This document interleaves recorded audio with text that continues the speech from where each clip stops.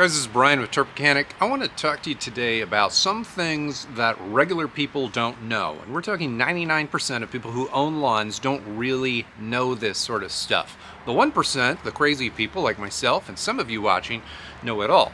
But whenever I have a conversation with a regular lawn owner, they tend to find most of these things somewhat interesting and enlightening. Here's my list of 9 things that you possibly don't know about your lawn and the grass growing in it. In almost all cases, rooting of your grass, like your grass grows roots mostly during the spring and the early parts of fall. Some of the warm season grass varieties put on a lot of their roots closer to the end of spring, and almost all grass types are shedding roots during the mid to late summer and throughout the winter season. We call this root shedding. Now, if you think about this conceptually, the grass plant grows roots. It gets energy from the sun, it grows roots, and eventually those roots shed and die off, soon to be replaced by new roots in the coming season. Those dead roots stay underground, and they are the physical representation of carbon sequestration.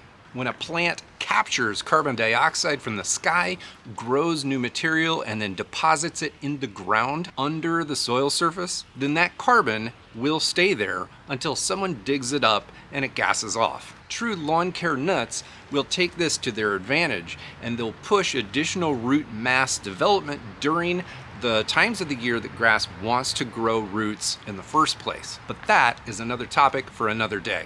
Now, in regards to the grass that's actually growing in your lawn, each individual grass plant, not the lawn as a whole, as a collective, but each individual grass plant is made up of a whole bunch of different leaves. The newest leaves are the tall green ones in the center, and they slowly fade away and die off. The dying leaves are replaced with new leaves. It's like this for most all leafy green plants. The thing is, with a lawn, all of those dead leaves that have fallen over, the older growth, will eventually sit on the ground and they'll start turning tan, white, or brown before they eventually decompose and become part of the soil again. If you have grass that's way up here and you cut it way down short, then you're removing the green leaf canopy on top of all of the dead leaves that are underneath. This is why many lawns look somewhat brown, tan, whitish. They look a dingy green when they go from a tall cut or a overgrown state to a low cut. Most homeowners tend to cut the grass too low and infrequently. So whenever it gets tall and green, they cut it way back down to the bottom where all you can see is all of that dead leaf material that's sitting just barely above the soil. If you don't want your lawn to look so dingy, then you need to either remove the layer of dead material. There are very simple homeowner tools that will do this: a thatch rake, an electric dethatcher, a power rake, or you simply just stop cutting the grass so low. If you keep that grass mowed tall all of the time, then you'll never see that dead material after every single time you mow the grass. Now, some people think that if you go out into your lawn and mow the grass every 2, 3, even 4 days, that you're a little bit crazy. A lot of people find mowing to be a chore and they don't want to do it very often.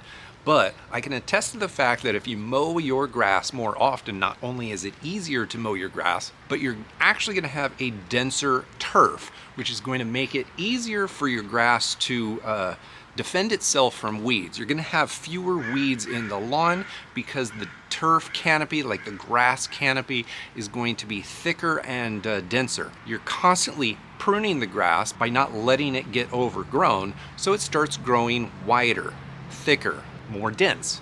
Now, to speak a little bit more about the health of your lawn, it's actually better to start thinking about the soil under your grass than it is the fertilizer that you put on the lawn to feed the grass. Fertilizer does nothing for the soil, usually. There certainly are some fertilizers that can help the soil, but most fertilizers that homeowners buy and yard owners purchase and use do nothing for the soil. They push grass at the detriment of the soil.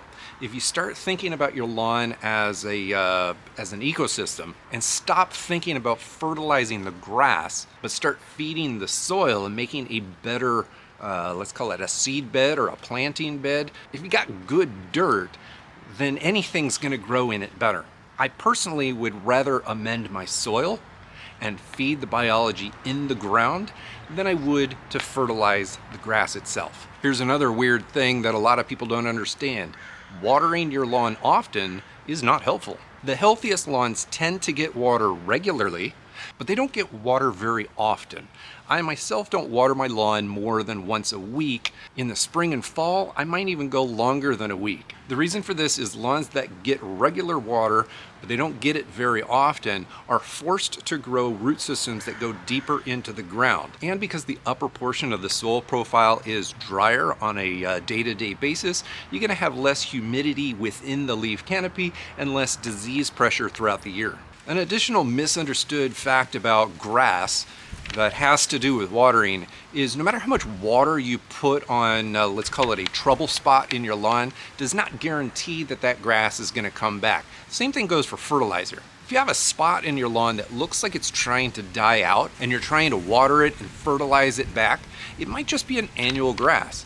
Annual grasses are never going to respond to water and fertilizer the way that perennial grasses do. They have a natural life cycle. It's an annual, it's not a perennial. So if you've got a spot in your lawn that's died off every year for the past handful of years, and you're trying to keep it going this year, it might not be your fault. It might not be the water and fertilizer. You might just have an annual grass growing there. It might even be an annual weedy grass, one of those grass types that you don't ever put seed down. Nobody goes out and buys crabgrass seed. And I've personally never seen annual bluegrass seed for sale in any store ever, anywhere. Now, for those of you who have lawns and you're constantly fighting them, trying to keep them alive and trying to keep them growing, trying to keep them looking their best, and you feel like your neighbors are doing just as good or better than you without putting hardly any effort into it, it really might have to do with the grass type that you have growing in your lawn. Not all grass types are going to grow everywhere. If you're trying to grow the wrong grass type in your lawn, either by choice or by accident, and that grass type is not ideal for your climate or for your region, then you're always going to be, like dragging an anchor behind you. Identify the best grass type for your region, for your climate, for your individual yard. You might have microclimates in your yard like extreme shade, and start overseeding the correct grass type into it. And over time your lawn is going to look better with way less effort. Now getting back to mowing, most grass types, not all, but most grass types are going to be their healthiest and look their best if you take your lawnmower and you set it to the highest setting that the deck will go up to, and cut it there. But don't cut it like every 3 weeks or anything like that just because you're cutting it tall. Continue cutting it regularly as often as you can. The trick here is to just not cut it super short. There certainly are some grass types that do prefer being extra short, but most of them don't fall into that category. Most people cut their grass way too low. If you can resist the urge to cut your grass extra low so that you don't have to cut it for an extra week and actually bring the deck up, your lawn is almost always going to be healthier through the year, and it's going to look its best most of the time. And in regards to grass types, not all grass types are going to spread from side to side. We call this lateral spread or self-repairing capabilities. Not all grass types are going to spread. So if you dig a hole in the lawn and then just put sand into it, some grass types will spread into that sand or that dirt or whatever you filled the hole with, and many grass types are not. You can't assume that your grass is going to fix itself if you have a dog pee spot, or if you have to dig up a sprinkler, or if you didn't run your irrigation for the entire month of June, July, and August, and you had a whole bunch of dead spots in the fall. At some point, you're going to have to identify what predominant grass you have in your lawn. And if you do have a bunch type grass, then those areas are going to have to be overseeded.